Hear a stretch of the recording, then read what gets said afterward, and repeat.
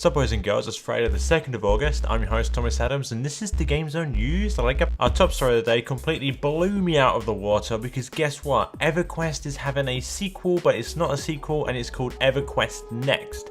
Now the main reason I am completely blown away because I just haven't heard much about this game is because of course it is the third installment of the ever successful EverQuest series that did so much to help MMOs just in general, as well as really helped Blizzard meet up with some of the really talented guys that went on and created World of Warcraft, and that game is amazing. EverQuest is amazing. EverQuest 1 is still getting expansions and content. EverQuest 2 is still getting expansions and content. These games have been going on for years and Sony continue to support them, and my heart just goes out to them because so many great games have died off because subscribers and players just dropped off, but EverQuest has always been like that big pillar stone and that cornerstone for subscription based games, as well as just really old, really hard games, and I just love it. So then, what exactly is EverQuest Next? Well, not much is known, and today and over this weekend there will be a live streamed event where Sony will be talking about everything and hopefully showing us some gameplay.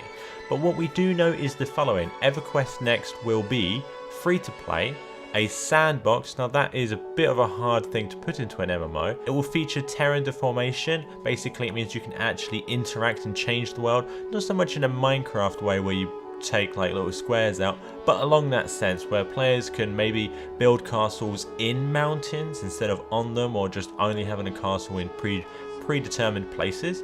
Additionally, there will be tons and tons of emergent gameplay and lots of player interaction with the world as a whole. And the final thing I want to mention is that EverQuest Next is not EverQuest 1 or 2 or the MMO that you remember from years ago, depending on which expansion you were playing at, because EverQuest Next is not a sequel. It is its own unique game, and it's just going to be absolutely awesome, and I cannot wait to see how they've innovated this just amazing franchise, and I am just so excited. So keep your eyes peeled on www.gamezone.com for the latest information, or go ahead and watch that live stream yourself. It will be starting today all the way through Sunday, and as you can see in the background, that is the timetable.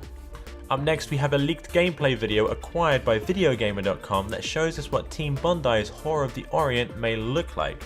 Now, if you're a huge fan of LA Noire, then this game should be just right for you, because a lot of the original team from LA Noire are actually working on Horror of the Orient. Now, before you guys and girls go ahead and judge this game based on what you can see in this leaked video, please be aware that this is probably alpha or pre-alpha gameplay and nothing is final, and Horror of the Orient is due for release early 2015, I believe, on the Xbox One, PS4 and PC Master Race, so we have a long way to go, but we do have a proof of concept in a way, and I must admit it does look very similar and a little better in some areas than LA Noire.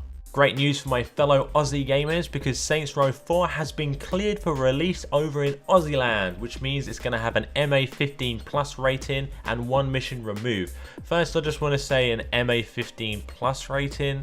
This is like, it sounds like someone's typing out their password, but this is a rating of a game. I have no idea what that rating means, so don't even ask me.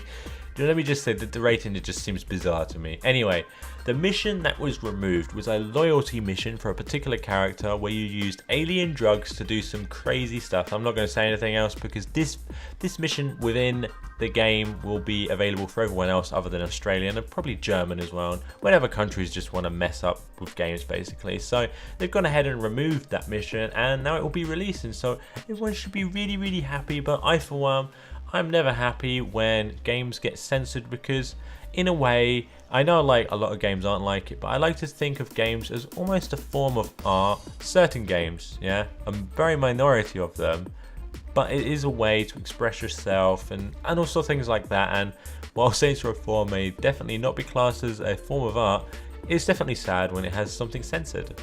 Our last story today is a lovely video highlight reel for Ubisoft's upcoming game Watch Dogs. Now the reason they went ahead and put this together is because they received over 90 awards during this year's E3, and I must admit, even I thought, and I am normally quite pessimistic when it comes to games, but I even thought that Watch Dogs looks amazing. Now, one question that I do have for you viewers out there is, I feel Ubisoft, they do try quite hard as a publisher and as a developer to create original games with quite often are really good. So for example, Far Cry 3 was great, Assassin's Creed is a great franchise, Tom Clancy's been going on for years and it's been great, and Splinter Cell is great, and there's so much more. Ubisoft, they really do try, and it's nice to see basically. So would you say Ubisoft as a publisher and as a developer are pretty awesome guys and girls? Remember that you can check out the latest news on www.gamezone.com. I have been your host Thomas Adams, and this has been the News Recap.